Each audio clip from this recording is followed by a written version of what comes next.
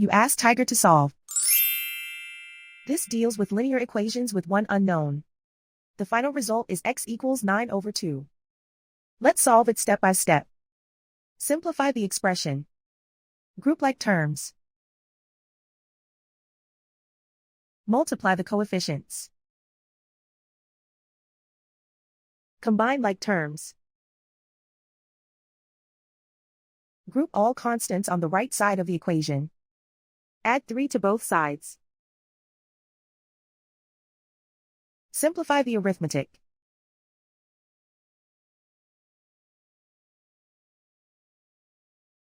Isolate the x.